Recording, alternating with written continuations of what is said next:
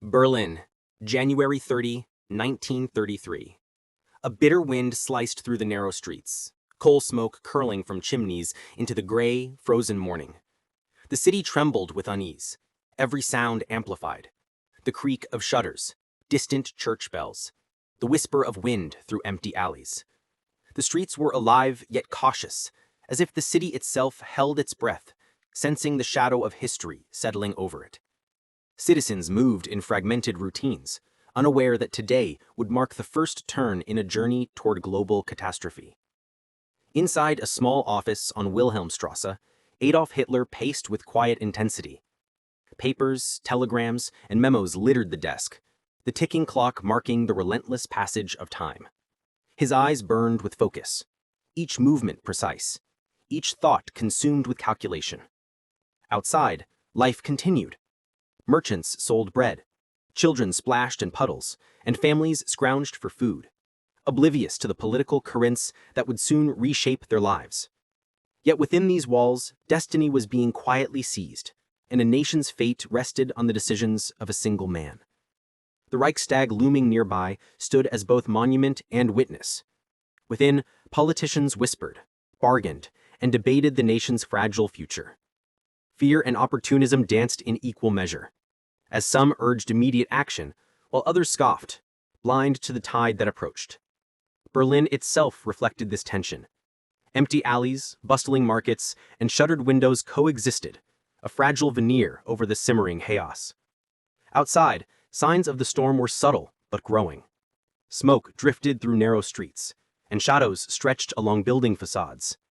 A political elite desperate for control, seeking stability amidst collapse, prepared to hand Germany into hands that would soon reshape the world. Ordinary citizens could not yet grasp the magnitude of the moment. They only felt the tension, the unease, and the faint brush of destiny against their lives. Berlin was a city caught between memory and anticipation. The ghosts of defeat lingered in every cobblestone and ruined facade. Families moved cautiously through streets that bore both history and hardship. Soldiers returning from the Great War, their faces etched with scars and disillusionment, watched silently, their eyes wary of promises too easily made. And above it all, the shadow of one man's ambition stretched dark and inevitable across rooftops and alleys alike. On this frigid morning, the stage was set. A nation wounded, weary, and desperate, waited unknowingly for the event that would define its future.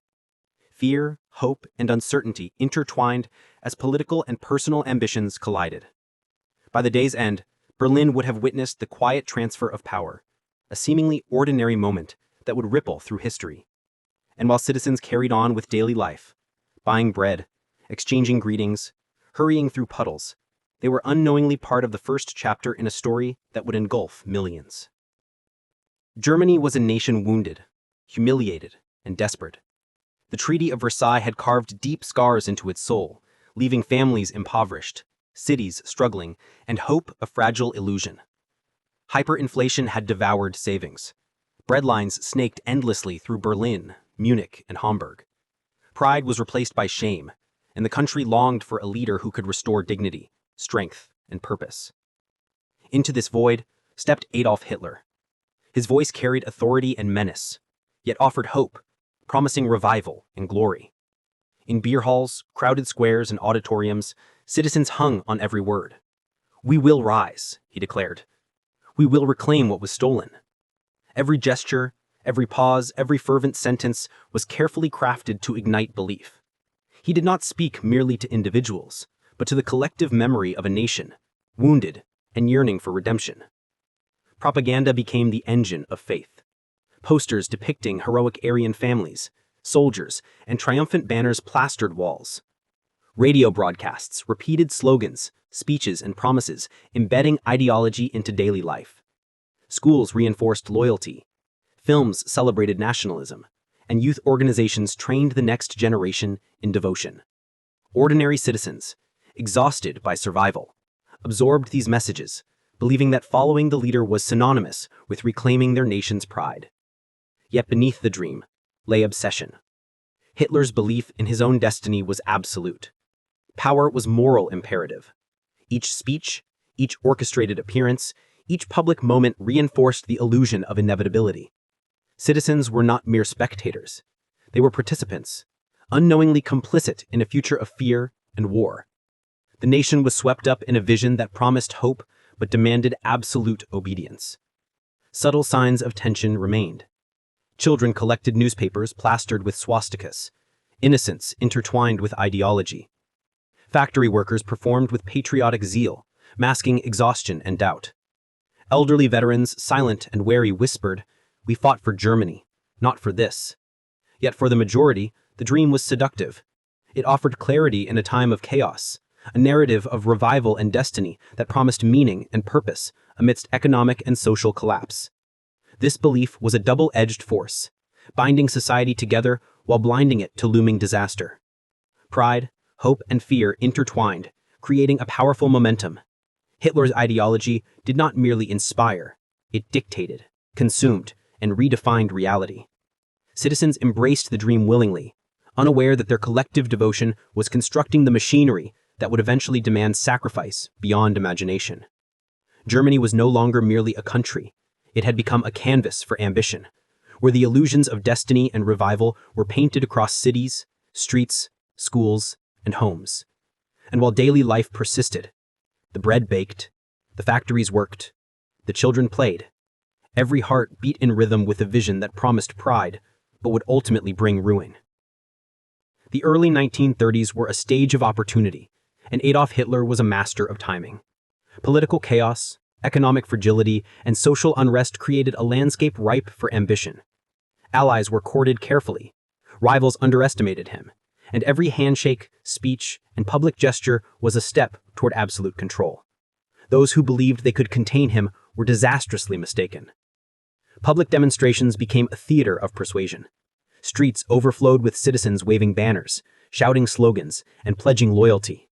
Uniformed SA stormtroopers marched in perfect formation, boots striking cobblestones in hypnotic rhythm. Ordinary people were swept into the spectacle, intoxicated by the illusion of unity and destiny. Civic ceremonies and mass rallies transformed into rituals of power, where participation itself became complicity. The Reichstag fire in February 1933 was pivotal. Flames consumed the parliamentary building, smoke curling over Berlin like a warning. Hitler seized the moment to justify emergency powers, framing Germany as under siege by communist threats. Parliament ceded authority, and the Enabling Act transformed democracy into an instrument of autocracy. The machinery of power, once subtle, became overt, and the narrative of inevitability solidified. Diplomacy reinforced this rise. Fascist Italy inspired admiration, while military generals were courted, coerced, or intimidated into loyalty. Across Europe, observers marveled at Germany's apparent revival, failing to recognize the dangerous consolidation of power happening behind the spectacle. The nation projected strength, efficiency, and renewal, yet beneath the surface, tension brewed among wary politicians and generals. Society moved in rhythm with the state. Schools instilled loyalty, youth organizations prepared the next generation for service, and families tuned radios to speeches promising pride and restoration. Workplaces became arenas for patriotic display, where productivity intertwined with ideological devotion. Ordinary Germans, swept up in celebrations, internalized a vision of revival that masked the coercion and fear underlying every event. The psychological grip of ideology became clear. Citizens were no longer merely observers, they were participants, internalizing the nation's revival as a personal and collective duty.